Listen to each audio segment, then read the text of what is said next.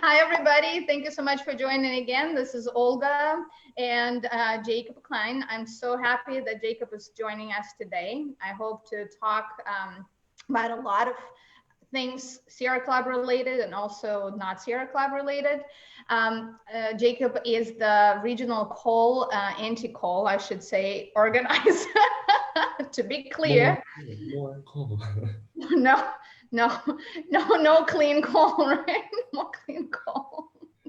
And it's truly a get to know each other conversation, because even though Jacob been with the Asef Bay chapter for almost 6 months now, right?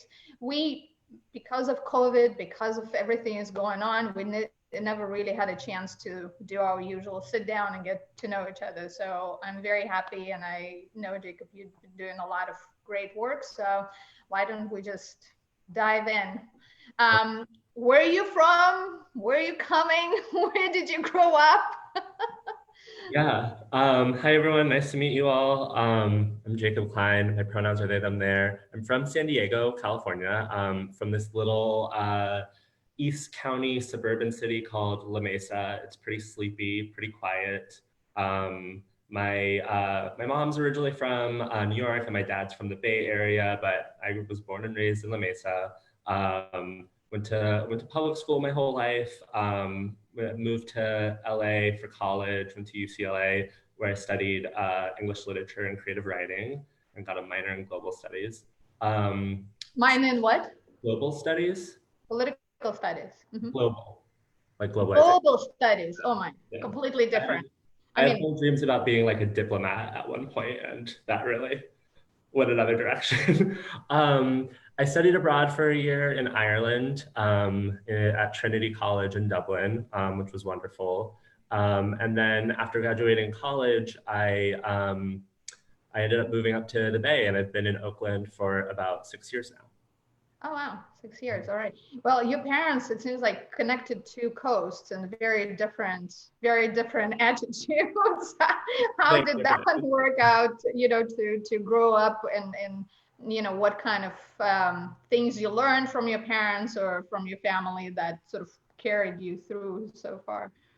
Yeah, definitely some different approaches. My mom is like a New York Jew, and my dad is half Jewish, and they raised my brother and I to be, like, understand that we were Jewish, but we lived in a very like not Jewish area. I was usually the only Jew in most of my classes until about high school. So, and they're also both like fairly liberal, and San Diego is a fairly conservative place. It's been changing over the past few years, which has been really interesting to see.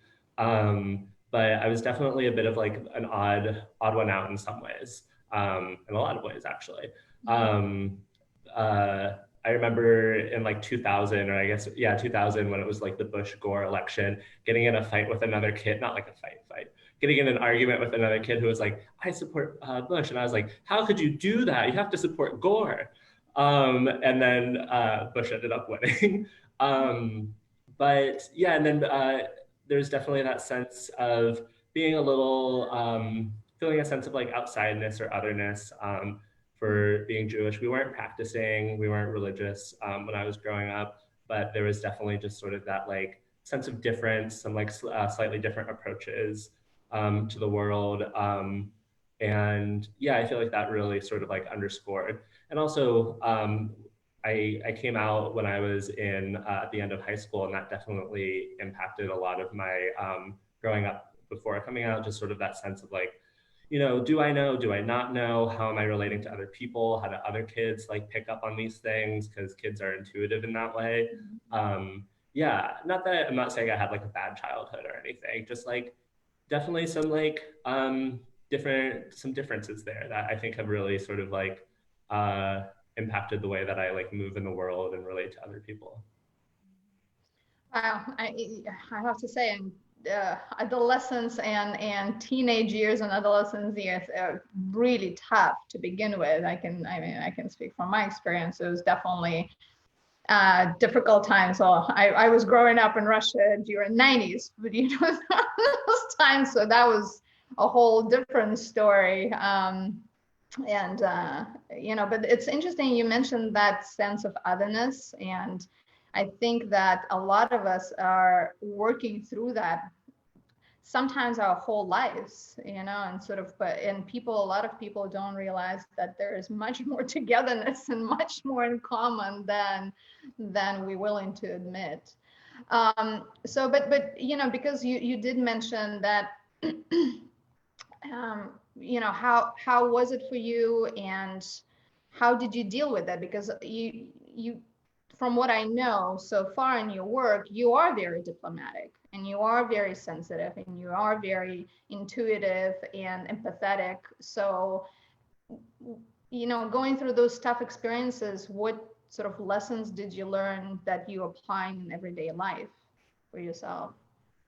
Thank you. That was a really nice thing to say. Those are really nice things to say. It's Yeah, I true. think for me,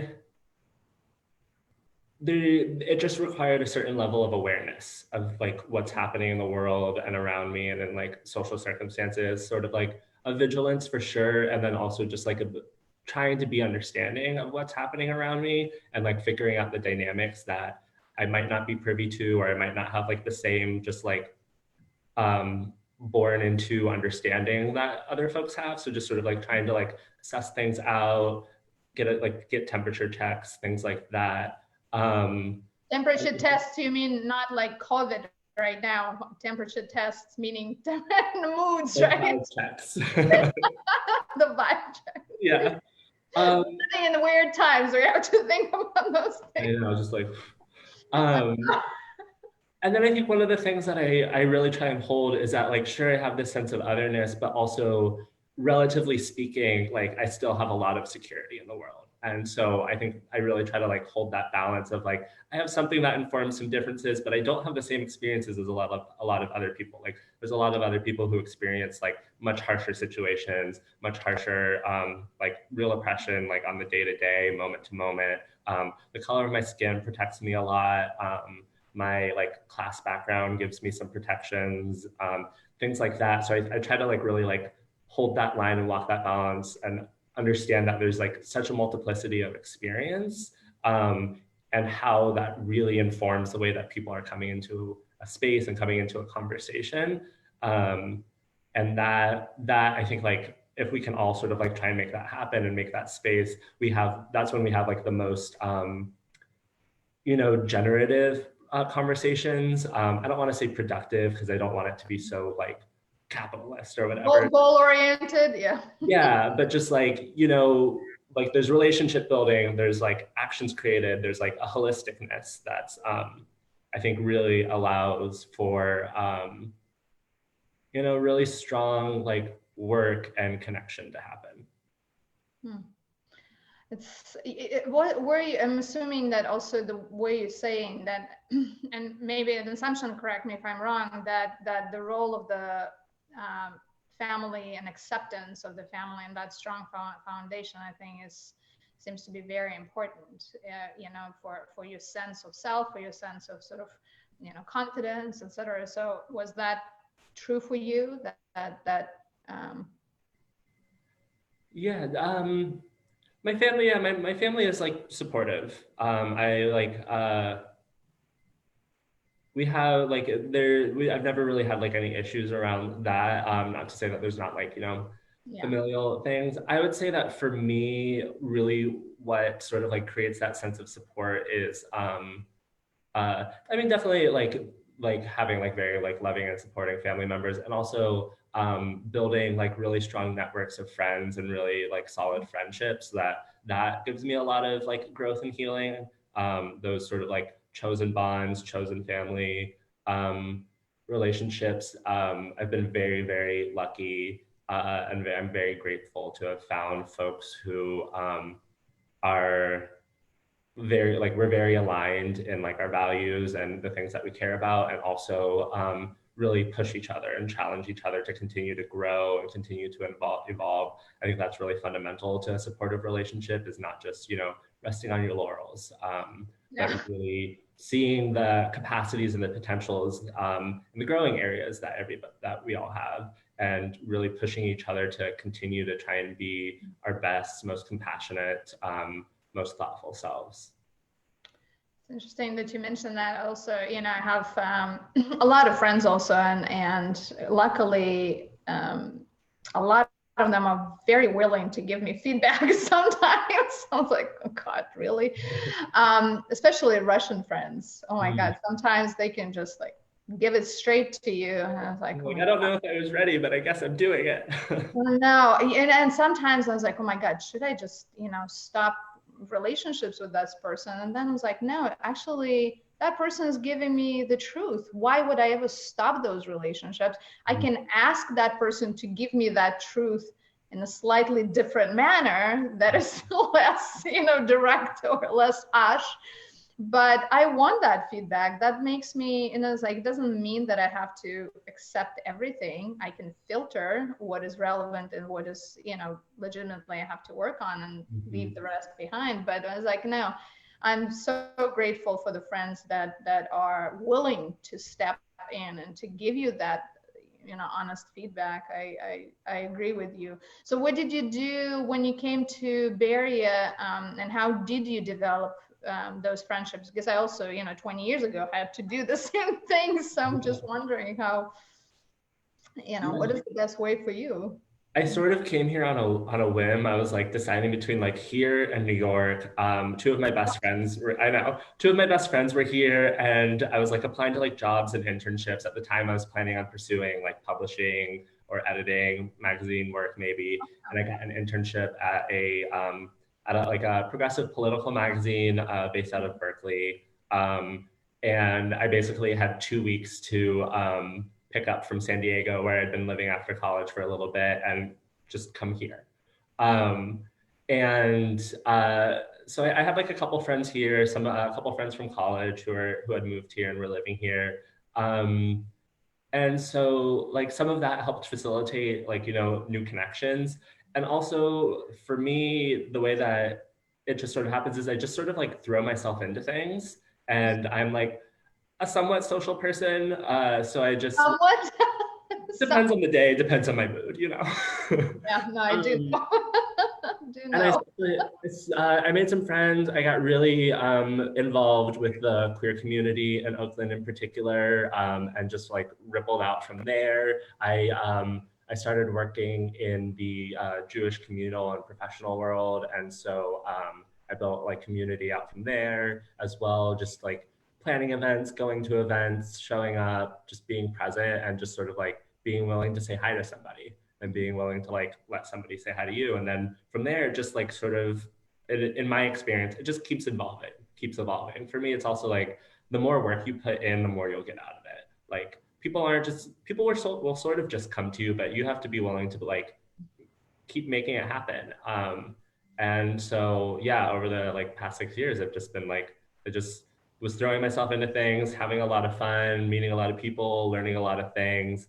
And then after a certain point, I was like, oh, okay, I don't have as much energy as I used to. I'm a little older. Time to like chill out a little bit. And then I was able to sort of like take a look at my life and like take stock of things, and realize like I'd built a lot of like really fundamental relationships. And I, uh, I had a lot of the connections that I had been seeking. Like I very much, when I came to the Bay, I'd been very much seeking queer community, because that's something that I'd had a little bit in the past. When I was living in Ireland, I was very connected to the queer community there. And I found that I was like sort of missing that.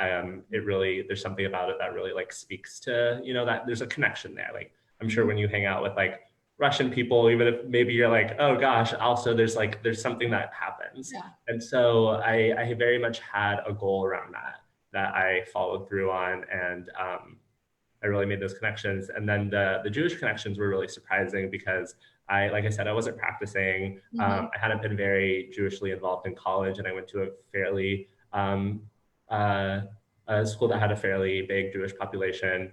I didn't really think that was going to be a part of my life so much. And then I ended up working in it, and I started like organizing around organizing Jewish community. And I started going to synagogue and like practicing a little bit, and like doing Jewish ritual and community, and I like tapped into this whole other part of myself and my life that I wasn't really expecting, and has been really, really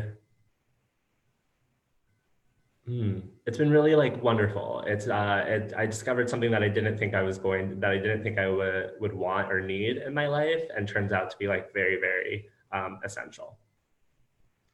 You know, I'm not Jewish, and I also blessed with having a lot of very dear friends who allow me to come to some, you know, some holidays, and it's just always so, I don't know what the word even to say, so deep. I really feel the depth of the, you know, history and experience and connection, and it's not superficial. It's always, people get really present and really sort of present with each other and with the food and with, and I'm sort of thinking about the last Shabbat that I went to, my friend was doing, and it was just really unique experience. And so I, you know, even though I'm not Jewish, I can relate a little bit, because I just, yeah, for me, it was always very magical, completely. You know, some of the things is difficult to explain because we experience them almost on a different plane. Yeah. From some emotional, it's more on a sort of energetic level, and you Mm-hmm. experience that ages of wisdom. Yeah. So, It's very, very interrogative, and like at the same time, like I can be a very like intellectual person. I process things like very cognitively, and like those like spaces of community and spaces of ritual really like hit something else that is emotional, but also is that sort of like other energetic thing. And like being able to tap into that is really nice. And then like you said, like one of the most important things for me about it is the community aspect. To me, there's like something very like sacred in that. And so I love doing it with people I care about. I love bringing in folks who like might not be Jewish or might not have a Jewish practice of their own, and like getting to sort of like really like bring them into the fold and create that space. I think it's a really, yeah, it's a really deep and could be very powerful experience for anybody. yeah, no, that's very nice. You know, I keep sort of wondering, because it seems like you covered so many, you know, physical spaces and territories, but also so many interests. You know, international or global, global science, or what Global studies. global studies. Sorry. Oof. I did share those. Like, I don't know why I had like 3 hours of sleep last night. So sometimes something is stopping there. But yeah. So why did you? I kind of want to track the journey, because you are now in environmental protection, and organizing. So what led you there? Are there some things in the childhood that you grew up that made you care about environmental? Just, yeah, tell me the journey.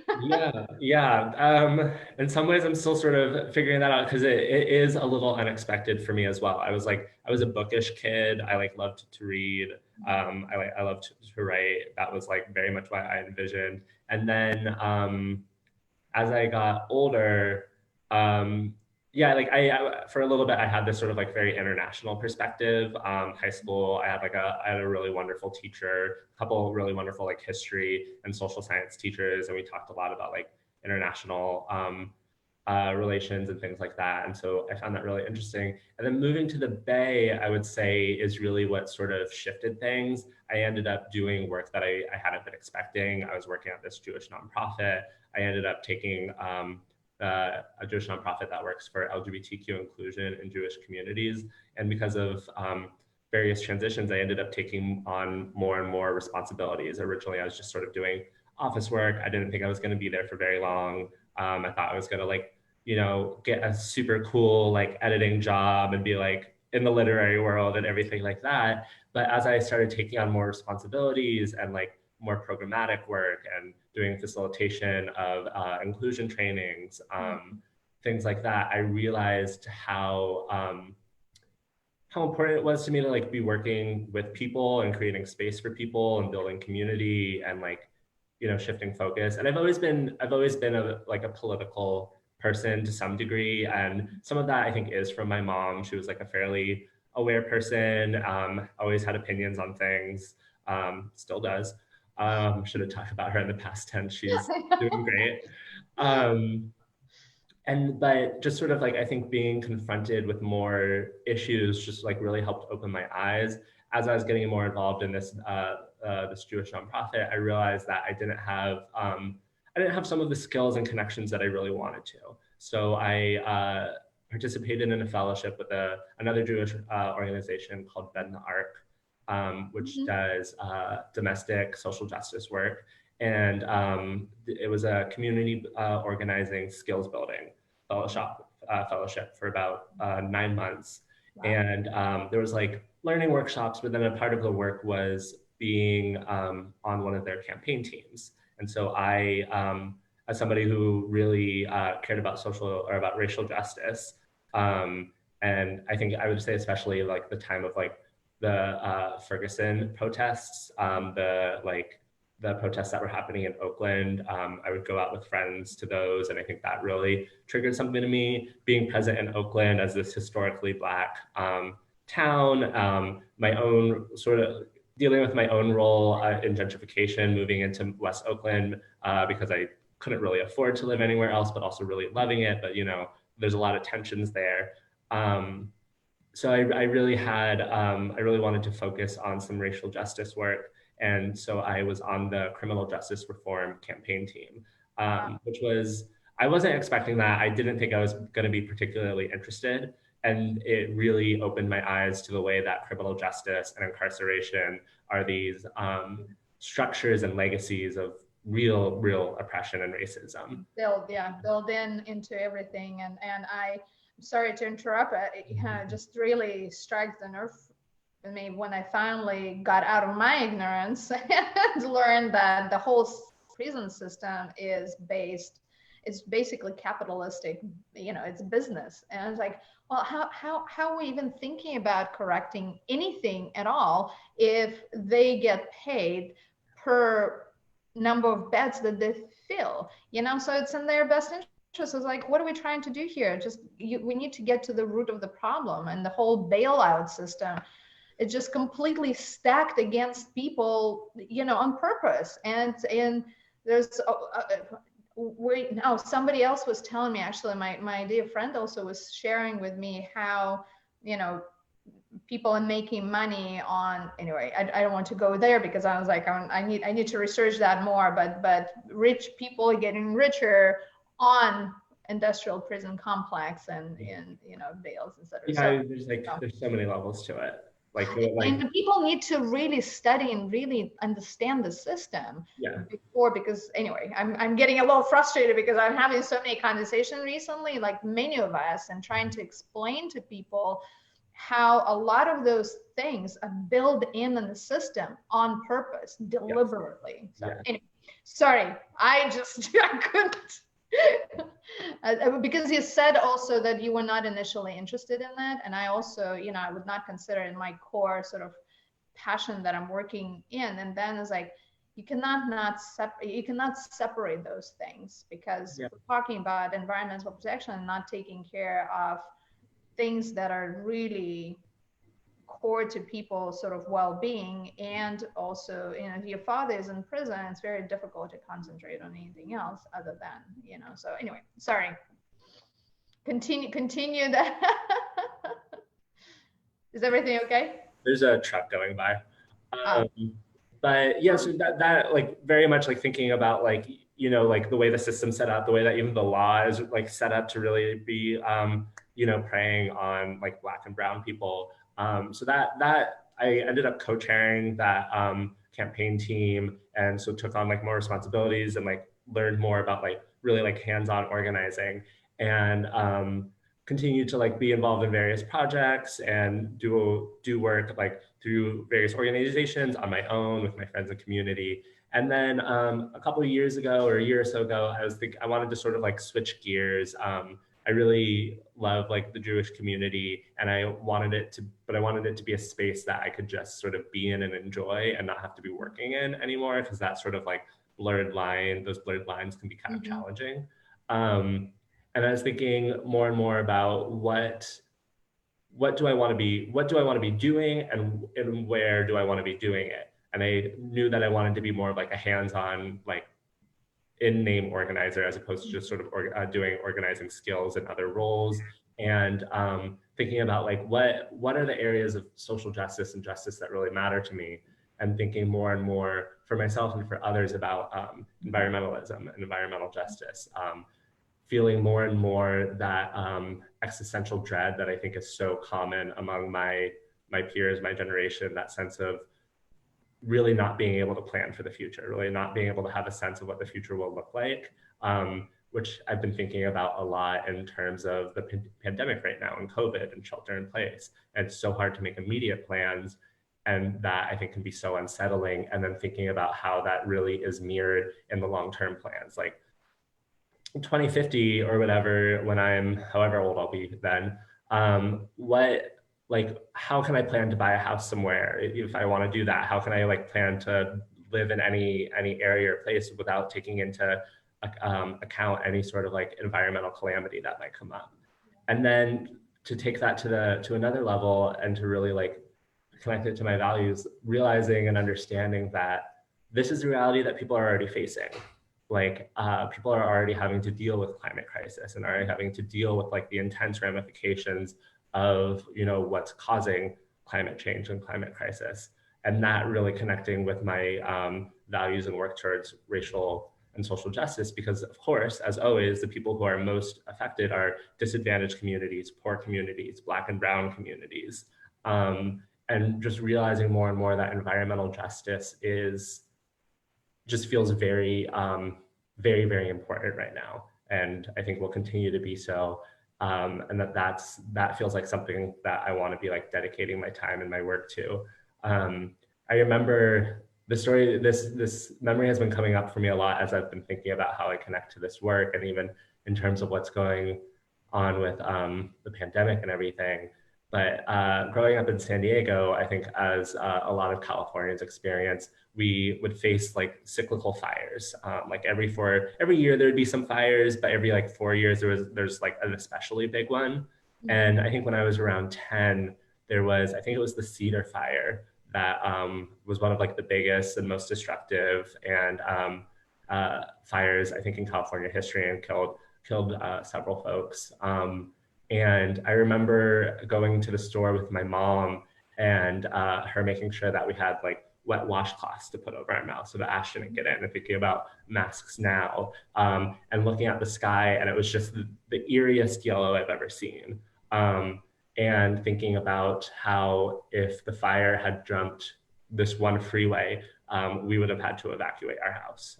Thankfully we didn't, but a lot of people did. And also all of these things, all of these fears and concerns and actions are ones that people are experiencing already. Like people near the like Richmond coal terminal are experiencing that like harsh air. West Oakland, Richmond, Stockton, so many other communities have such terrible air pollution that it's like causing asthma and respiratory illness, cancer, heart failure, or heart damage, all of these things that are so avoidable. And just thinking that, just like learning more about that and thinking about like, what can I do to contribute to that? How can I be supporting the health and safety of other folks, and specifically the folks whose health and safety is the most precarious? Wow, there's so much in there. So it seems like and I'm glad you're in this work, because you're right, it's important. You know, a couple of things, and we're sort of going to be looping here.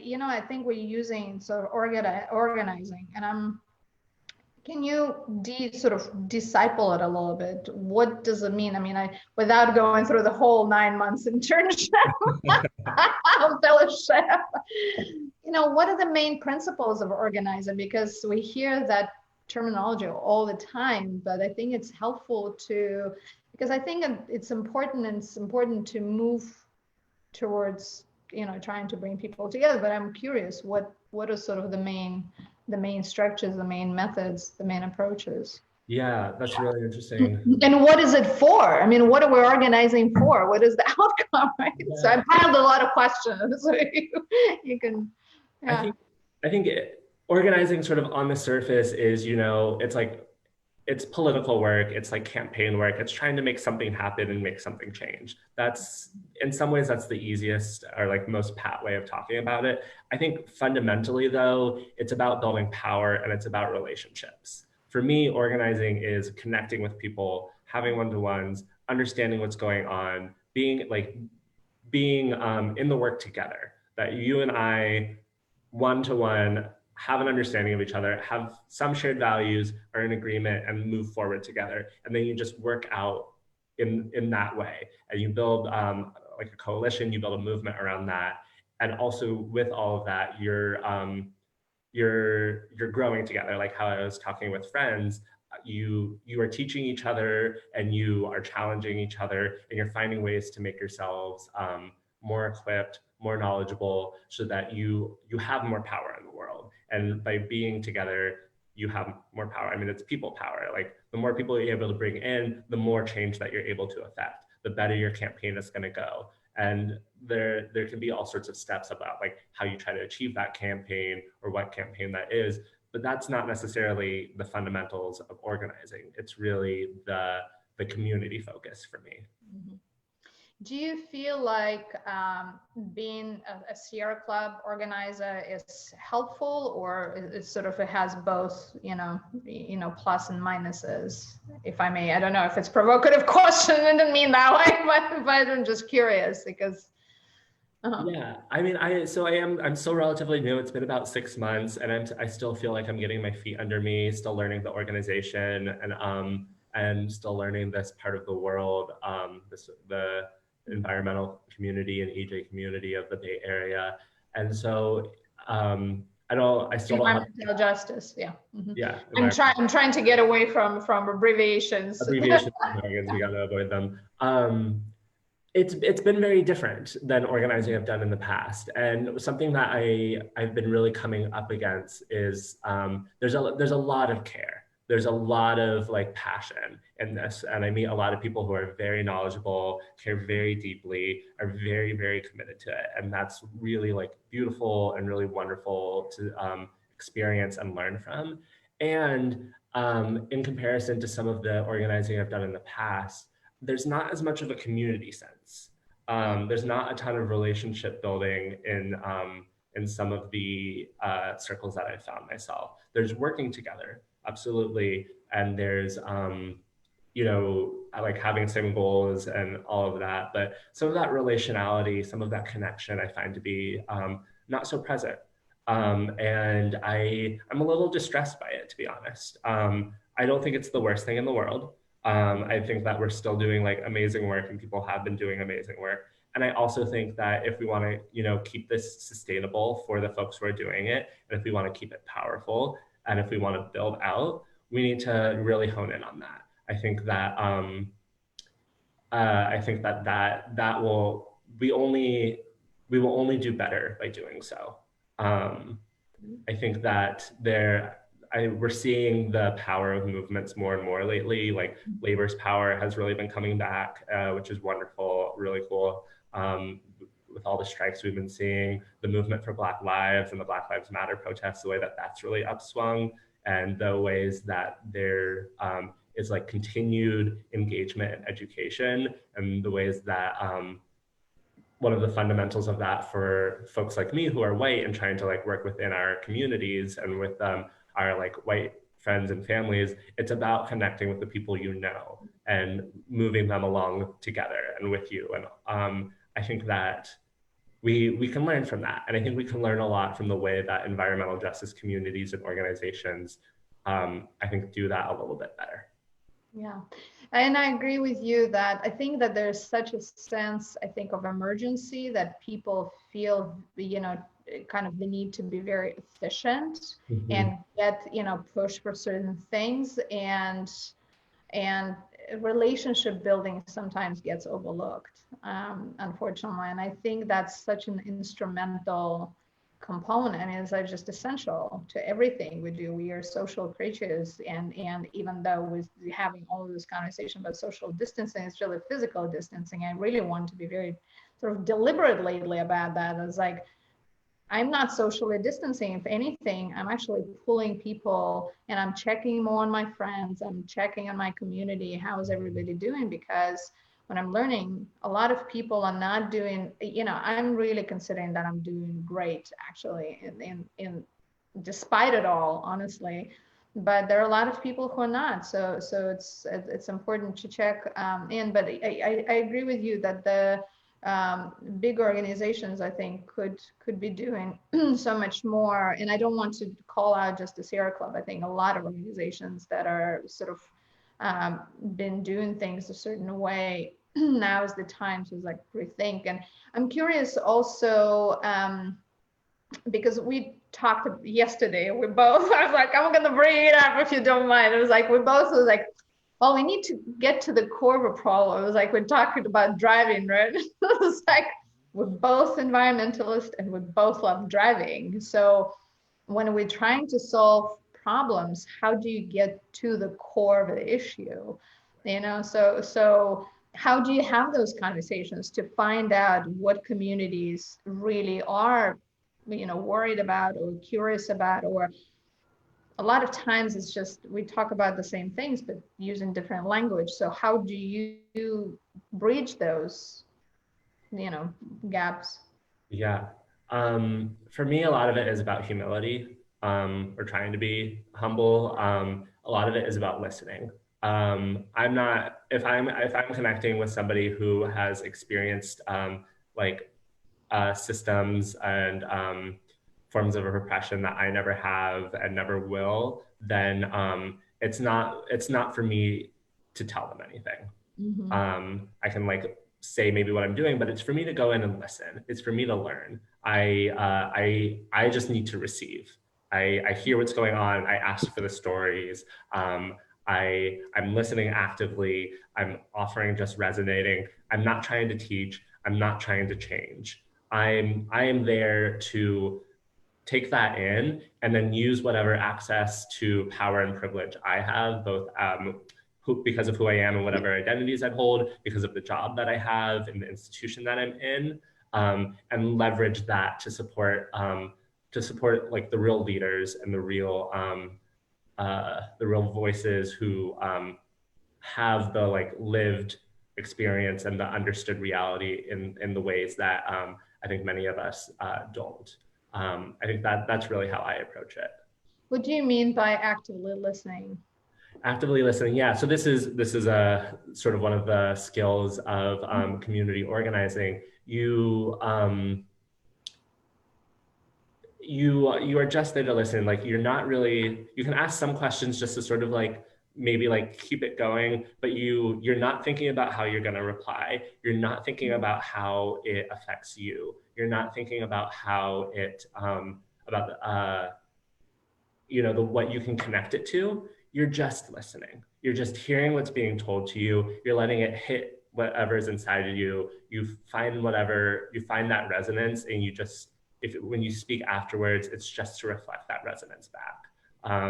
You're not trying to use it for anything, and it's really challenging because that's a lot of our conversing is about like, I've got to have the next thing to say. I got to be like pithy and witty and clever and responsive and really like show how like smart and cool I am. And that's, just put that aside. Yeah. It's not about you. It's not about the ego. It's about just creating space for somebody else to share. And That's it's hard. of course, as you're saying that, I'm like, oh my God. I was like, am I actively listening? I'm not actively listening because I'm, thinking about what to go. But I guess in a setting like that, if I was just reflecting what you said, it would be probably not a very, dynamic conversation. I would say. But yes, you absolutely right. But you know what? And I ask you permission to sort of ask you also about your own experiences, because you clearly an activist in the queer community. So what are your personal experiences, and sort of what are you drawing from those experiences in your work? Yeah. This is a whole other area where there's so much injustice that it just, we have to do a lot of work on that. Yeah. I I've been fairly lucky. I've been very in that I haven't experienced a ton of like hate directed towards me. I haven't experienced that much violence towards me because of a perceived sexual or gender identity. And I also I do a lot of things to protect myself. That's very much a part of my life is like being very aware of my surroundings, being very thoughtful about where I go, being very thoughtful about how I'm acting or looking or dressed in certain spaces. Because I mean, I have friends who have experienced some really like harsh incidents, who have experienced violence um, because of their sexual or gender identities, and that's something that uh, it makes me really sad, and it gives me a lot of fuel to keep doing the work. Yeah, it's kind of a funny thing because I'm like a Californian through and through. I've lived here most of my life, and I've traveled like in other parts of the country and everything, and I get very concerned. I remember I drove once from I was doing a training in Prescott, Arizona, and I was driving from the Phoenix airport there. And about an hour in, I needed to like pull over to use the bathroom, and the bathroom that was available was next to a gun shop. And um, I was dressed in like very normal clothes, but that's also something I do intentionally when I travel. I don't necessarily do clothes that I might like better, or might be like more fun, or might signal something, or might more closely reflect how I understand my gender, because I know that can open me up to violence. But being in this like rest stop by a gun shop, I was like, people might just know anyways, and people might just be willing to take action towards me. And I'm not trying to like say anything about Arizona. I am just saying that that is an experience that I have, and I know a lot of the other queer folks have, and that for all of the progressiveness, so-called progressiveness of the Bay Area, it's still not that safe of a place. There's still like tons of like anti-gay and anti-trans violence happening all the time. There's many places that I don't feel very comfortable walking. There's many ways that I very much control the way that I look when I'm out in the world so that I don't invite anything in. And to me, that's also sort of sad in that I have to change things about myself in order to protect myself. And a lot of us do that in all sorts of ways, but it's just one of the realities of the world that is very unfortunate. Well, you're saying that, and that's exactly what I'm thinking. Why the hell do we have to adjust ourselves for for people around us to accept us? It's. I mean, I feel it shouldn't be that way. As long as we're not harming anybody, Mm-hmm. It should be completely our choice. But unfortunately, a lot of people don't feel that way. You know what? And forgive me because probably a lot of people asking you those questions. So, and a lot of people, asking why it's they, them, their, so pronouns, because this is something relatively new that we started using in the last maybe 5 years. I don't know, maybe I'm ignorant, maybe it's been longer. So a lot of people are really getting used to it, and we been practicing it in Sierra Club. But can you talk to why is it important? Why is it important to you? Why is it important for other people to understand? Yeah. Yeah. Thank you for asking. Uh, I can start with myself. For me, as I got older, I realized I was trying to sort of like understand how I relate to the world, and trying to like understand some of my gender, and realizing that as I was growing up, I didn't feel like I was becoming a man. I didn't feel like manhood or masculinity was a very comfortable thing for me. It didn't feel true. It didn't resonate. And then similarly, although I can have like masculine and or feminine traits or whatever as we think about those things, I didn't feel like I was going to become a woman either, or I was inherently a woman. And learning more about gender and in some ways modern understandings, and also there's always been throughout history there's always been different understandings of gender, realizing that if I wasn't either of those two things, what were my other options, and learning about like the different options of genderqueer, non-binary, different trans identities, things like that. And for me, realizing that non-binary felt truest, the I really understand and sort of see myself like I'm not a man or a woman, and I'm not somewhere in between on some like binary based spectrum. I'm somewhere else. I'm outside. I'm like, let's make this three-dimensional. Let's make this more of a constellation.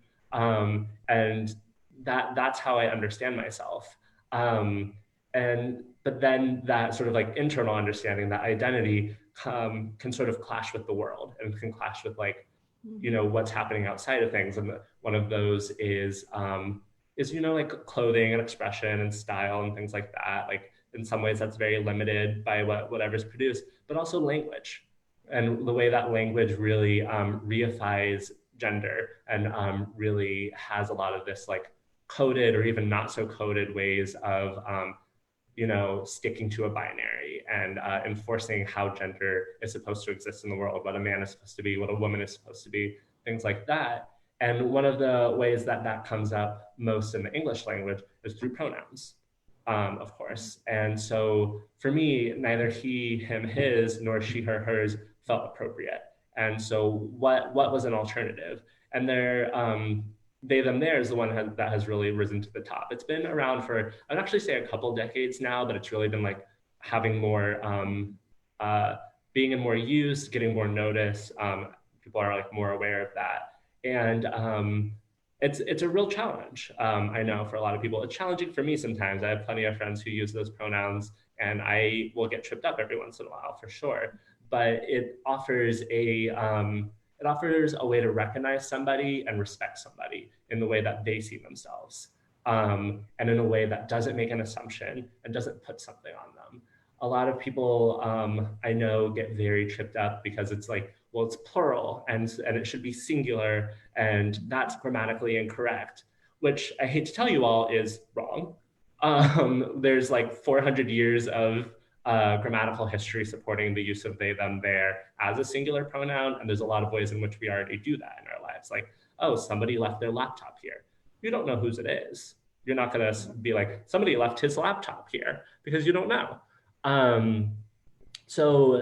But it's a mental hurdle, I think. It's something that like, when you're used to something that, and especially something as like intrinsic as language, it's really hard to make those changes, but it's really important because it really shows how you're relating to other people and how you think of other people. When somebody continues to use the wrong pronouns for me or continues to use the wrong pronouns for other people, it really shows to me, it shows that maybe that it's hard, but also maybe they just don't actually care. And that is really, I think, a really harsh thing to see, and maybe it's a harsh thing to say, but they're prioritizing their sense of things over somebody else's survival in a lot of ways. Things like that. It's a microaggression. It could even be a stronger aggression. You are denying somebody their sense of self. I'm being very bold right now. No, actually, I love it because I need to hear that. I think people need to hear that, because it's you're very clearly articulating, clearly distilling very, very important things. So it's definitely helping me understand. And I shrug my shoulders for the language, because I was like, I don't know the rules of English that well, so I'm not gonna say anything here at all. I will say it definitely is hard, and I have a lot of like room and compassion for that. But you know when somebody's trying, and you know when the effort is there, and you know when somebody cares. And some people just like, it's really hard, and they're gonna slip up a lot, but you know how they see you, you know that they're trying and they care, and that goes a long way. But you also know when somebody isn't trying that hard. And it's that can make the real difference. Do Yeah, go ahead. Sorry. No, I'm done. Do you have those conversations, and how I'm wondering, because there are a lot of people probably in your situation who are less skilled to have those sort of um, um, to explain things that well. Do you have some suggestions? And again, I don't want to put all the work on the person who just wants to live their life and want to be recognized as a person, as a human being with their sense of identity and how they want to be related. And at the same time, unfortunately, those of us who are sort of went through the process and went through the hurt. I'm not putting myself in, I should not put myself in that category. I can talk about, immigration, etc. But I think if you got to the point where you sort of process the pain and you're in the patient point, and you have that patience to teach people, maybe you can give sort of advice to other people who are struggling with that, who are struggling to protect themselves. Yeah. Yeah, I will say that I get very tired of doing it. And I know other people do too. And also it's the kind of thing that I know I need to do. I have to be on top of it because you have to do that sort of like behavioral correction. But what really helps is having like friends and allies, is having somebody who will be there to be like, oh, don't forget, like such and such is pronouns are they, them, there, such and such pronouns are this. Or like just that sort of like, oh no, I think you mean there, or something like that. Having somebody else present to help do that, or somebody who's able to like really hold that space, is really helpful, because it can be hard to stand up for yourself. And language can be so fast that it can be hard to interrupt somebody. So sometimes I'll have to have a more like straightforward conversation with someone and be like, hey, I'm noticing that that you're doing this a lot, and I'm noticing that this is hard for you, but also it's really hard for me. And I need you to like be working on it a little bit more. And I think some ways to help make that happen are just practice on your own. Just like think it through in your head on your own time. Don't just leave it for the time that you're talking to the one person you might know who's using pronouns that you're not expecting. Make a habit out of it, because habits are how we learn things. And then if you get corrected by somebody, don't make it a big deal, because they don't want it to make it a big deal either, because it makes it uncomfortable for everybody. Yeah. It's like if you're caught if it's like, oh, by the way, my pronouns are they, and so you can just be like, oh, I'm sorry, they, and just correct yourself. Don't go into long explanations about why it's hard for you. Don't like apologize over and over and over again. Just apologize, correct, and move on, and then try again the next time. And again, to sort of go back to one of the things I was saying earlier, like all those that like over apologizing, like going through all the motions, the excuses, blah, blah, blah, blah, blah. You're making it about yourself again. It's not about you. I think a lot of people don't really like hearing that. And I also think it's one of the most important things that most of us need, is to understand that it's not about us. It's not about our ego. It's about the things that we need to be doing with and for other people. And that's to me, like one of the most important and beautiful things about being alive, is like our connections to others, the way we cultivate community, and the way we care and are obligated to care for each other. That's so beautiful. Thank you so much. And I learned just recently, I heard this phrase, oh my God, and I hate that I forget the name. I want to always attribute to people who actually said that. It was a woman, but she's a famous speaker actually, and she said, I stopped apologizing from certain points, because especially women, I'm sorry. See, I say it again. Sorry to say that women apologize a lot. Wow. And she said, I started saying, thank you for your patience with me. It acknowledges the other person that they are being patient with you. And it also acknowledges that I'm aware of my, that I need to correct my behavior. So I was like, wow, that's I'm really practicing that one quite a bit. But thank you so much for talking about that. I think that I wish everybody watches this conversation, honestly. Everybody in the world. Exactly. basically everybody in the world. And we need to translate it to all different languages and find out the pronouns that work in different languages also, because obviously, you know, those conversations are not unique to United States. And English is actually one of the easier ones, which is nice. A lot of the other languages are much, much harder. Yeah.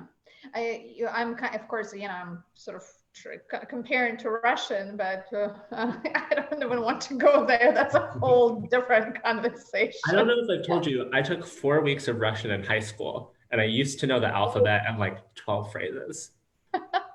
Okay, we'll practice that. Yeah, well, we can do that later. You're welcome to say something now. Привет, спасибо. That's about all I remember. You know, actually nice phrases. So yeah. Like I asked you, and I'm like, oh my God, what if you start swearing? When I start swearing, no, my teacher wouldn't have allowed that. Good. Well, we are unfortunately, it's like I wanted to ask you about the coal campaign, which of course probably a lot of people are curious about too, but we have like 2 minutes left. I can't believe it. So, you know, and I always, because I cannot possibly ask everything, and you know, I just want to give you the opportunity to share something that you think is important, whether it's coal work or whatever else you want people to hear within this hour. And you know, every conversation, like, we need to have another one for sure. Right. Gosh, what do I say with only a minute or two left? I think really I want to stress that in order to keep doing this work, in order to make it sustainable, in order to be successful, we have to be looking at collective liberation. We have to be looking at the interconnectedness. We have to be looking at the ways that this isn't siloed. This is tied up in every other issue that we're working on. We can focus on something, but we need to understand that it's not isolated, and we're not alone. And the farther out we work, the more collective we are, the more power we have. We have the power. We can do with it what we need to. We just gotta, you know, work with others and make that happen, and understand the ways that everything is undercutted by similar issues and similar structures. Thank you so much. I think it's a process. And I also, something that I did not mention, that I appreciate what you're doing and appreciate your patience. And we're working on setting up a series of conversations to you leading this work. And I very much appreciate your thoughtfulness in that and approach. And I'm really very much looking forward to having those conversations with all the Sierra Club leaders, and hopefully, you know, expanding to membership perhaps. We should maybe think about that, because I think it would be really a real service to the you know, Sierra Club membership community, but also beyond. Obviously, ripple effects are huge. Yeah. Jacob, thank you so much. I'm so happy we had this conversation. I want to know more and more. Maybe we can go hiking, I don't know, with masks sometime. Because that's been really enlightening. I learned a lot, and I hope everybody did too. So thank you. It was really wonderful to get a chance to talk with you and share something. Thank you. Yes. So we're going to disconnect from the live stream. Jacob and I, and Zephyr is helping us in the background. Thank you, Zephyr. So much for appreciate it as always. We're going to stick around for just a second, but thank you so much again for joining us. Next Friday, I have another very, very interesting guest. Please join in and learn about the world, about sustainability and interconnectedness. All right. Thank you so much, everybody. Bye. Until next Friday.